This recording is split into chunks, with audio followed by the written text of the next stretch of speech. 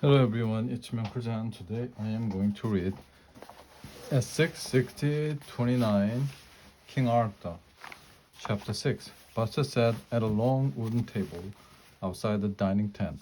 Arthur stood behind him, massaging his shoulder. Are you ready, champ? Asked Arthur. Buster nodded. A pie eating contest should be my best event. What kind of pie did you say it was? He asked, facing the row of pies before him. Mincemeat, said Arthur. I don't think I've ever tried that. My favorite is blueberry. Well, actually, I like cherry and pumpkin and lemon meringue. What about apple? Asked Arthur. Can't forget that. Buster agreed. Not to mention peach, strawberry, rhubarb, pecan, and key lime. So I suppose I won't mind adding mincemeat to the list. He licked his lips. Good thing I didn't win that figgy pudding. Next to Buster was a student named Rusty from Glenbrook. He faced an equally long line of pies. An official dressed as the friar stood at the head of the table. Now you both know the rules. It is really very simple. Whoever eats the most pies wins. Ready? Good, on your mark, get set, tuck in. Buster immediately grabbed the pie, started shoving it into his mouth, chewing and swallowing it as fast as possible. Rusty, in contrast, stopped to put a linen napkin on his lap. Then he began cutting up his first pie with a knife. He will never watch me at that rate, mumbled Buster. What? Buster swallowed. I said, he won't ever catch me at that rate. Time passed. Buster had almost finished 3 pies.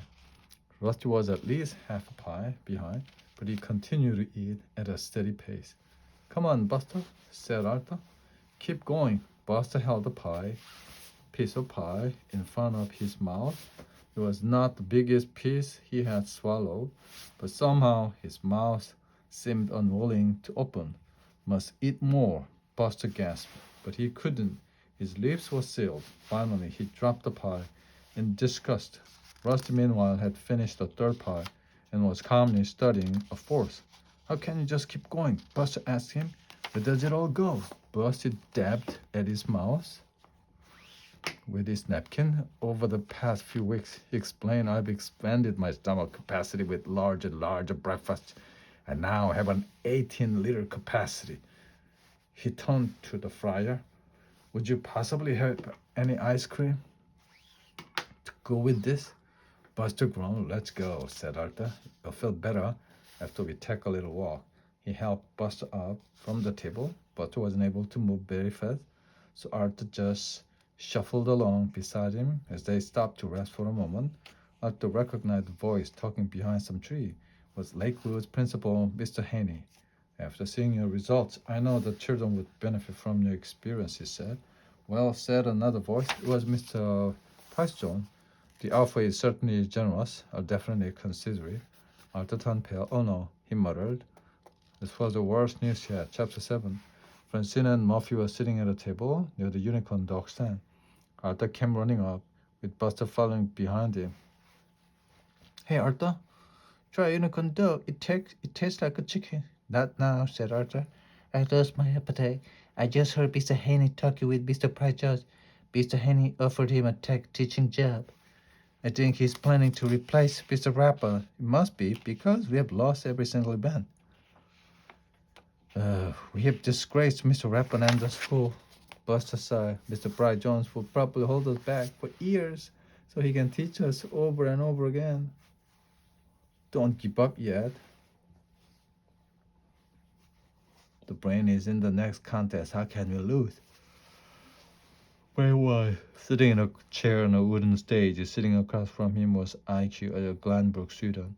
Between them was a giant wheel, marked with different numbers. A man dressed as a jester had rattled off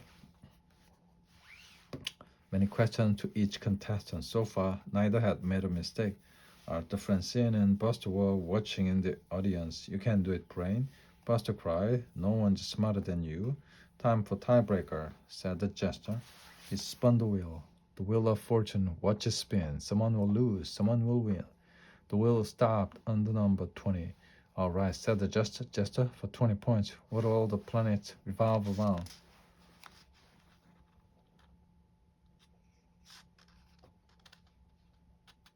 The sun, said the brain. That was easy. I'm sorry, Mr. Brain, said the jester. But the correct answer is the earth. Those points would go. Huh? But that's wrong. IQ smiled at him. You have to give the answers that were thought to be correct during the Middle Ages. Sorry. The brain buried his head in his hand. That's it, said Buster. We have lost for sure now. We might as well get something to eat. Yeah, you just had 3 pies, but now I felt empty inside. You can go ahead, Arthur told him. There's just something I want to do. Arthur felt shy as he once again approached the sword in the stone.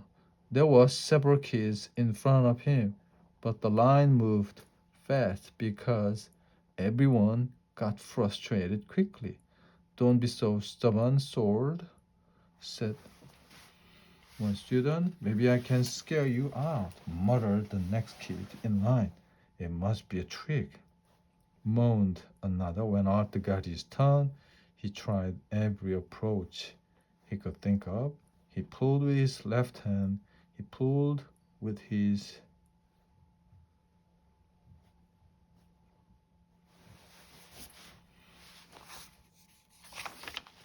right. He pulled with both hands and a sharp twist. He pulled with no twist at all, but the sword stayed put. Why won't you move? Peasant in charge watched every effort without making a comment. But as Arthur walked away, he called out, the wind has might, as does the sea, but might need not bring victory. Arthur didn't even look back. He was in no mood for peasants and their rhyming riddles. He needed to find some way to win. Otherwise, Mr. Rathbun was doomed. We're running out of time, said Arthur. He was talking with Buster, Francine, and Muffy outside another large tent. Francine rolled up her sleeves. The only event left is a castle building contest. If we win that, maybe Mr. Haney will reconsider.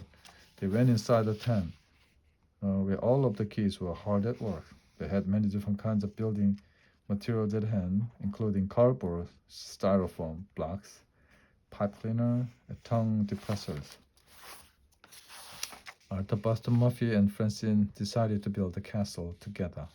That way, we have the best chance of impressing the judges. The castle would have 4 towers, they decided, and each of them would design one. In the long history of castles, said Buster, this one will be unique. For the next hour, they cut and pasted and punched holes, colored with markers. The castle took shape, spiked with turrets, fortifications. Buster even made a crank out of a paperclip to raise and lower the drawbridge. As a final touch, Francine made a small Lakewood flag to stand on top. When it was time to show off the work, all 4 builders stood proudly behind the table. As the judge passed by, Muffy nudged Buster, who turned the crank to lower the drawbridge. The judge smiled. Excellent.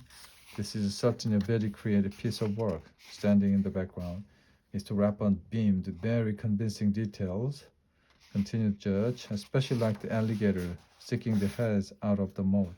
That was my idea. Unfortunately, this contest is for the most historically accurate castle. While yours is certainly magnificent, it hardly follows anyone's historical style of the Middle Ages. Therefore, I must give the prize to Glanbrook. He pointed to another table where a squat, drab, but authentic castle was sitting. Was standing around it. Hip hip hooray, she shouted.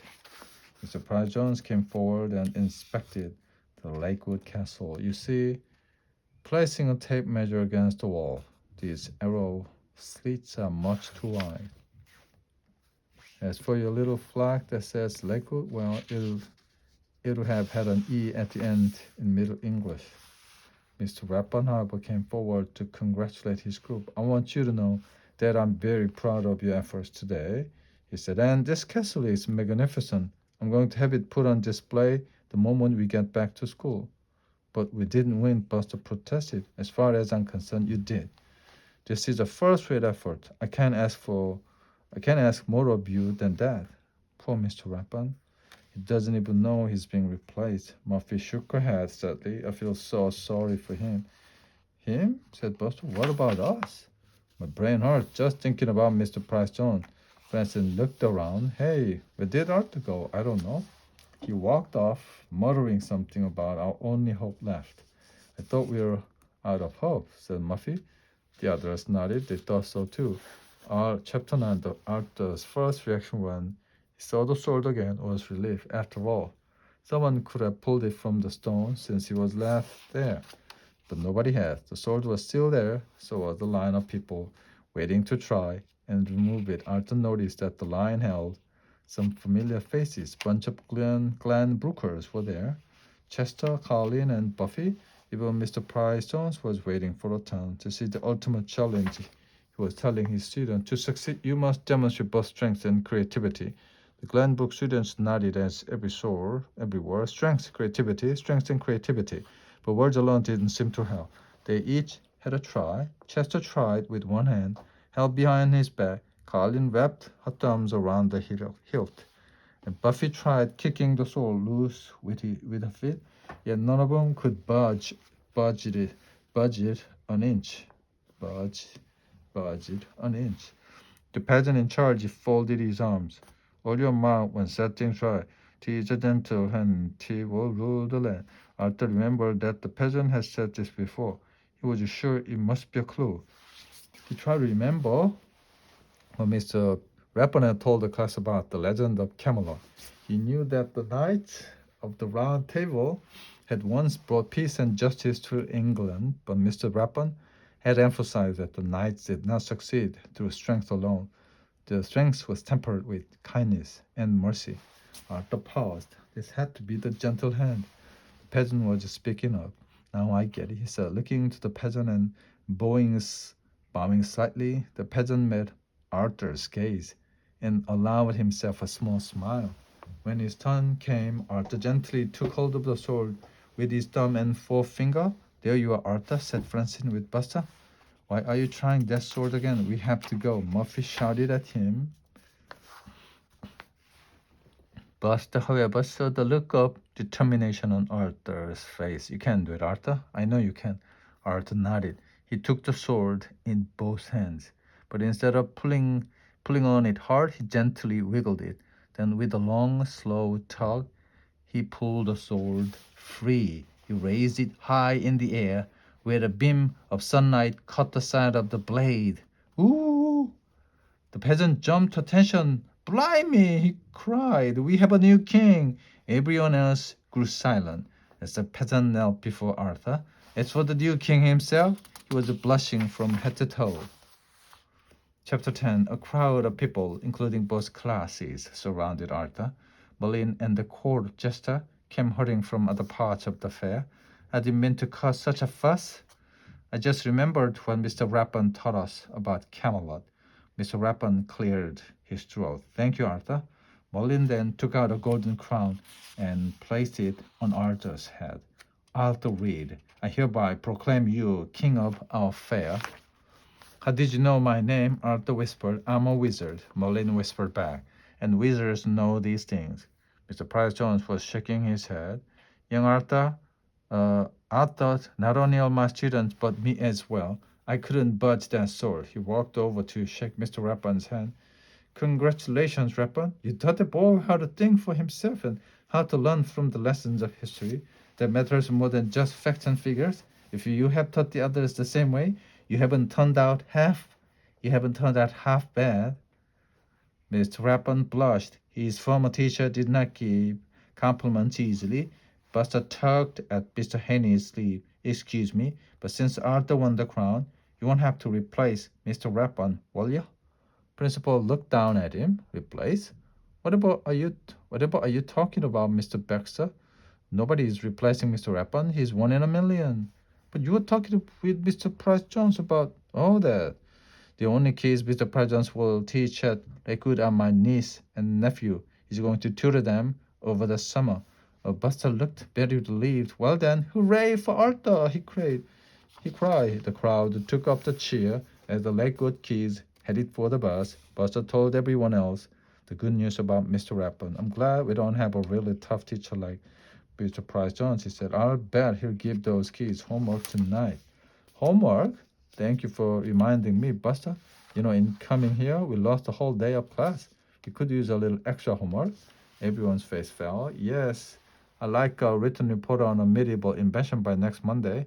Then perhaps a quiz on the rulers of England. And then, as Mr. Rappan went on, Arthur pushed back the crown from his forehead. It's going to be a long week, even for royalty. The end.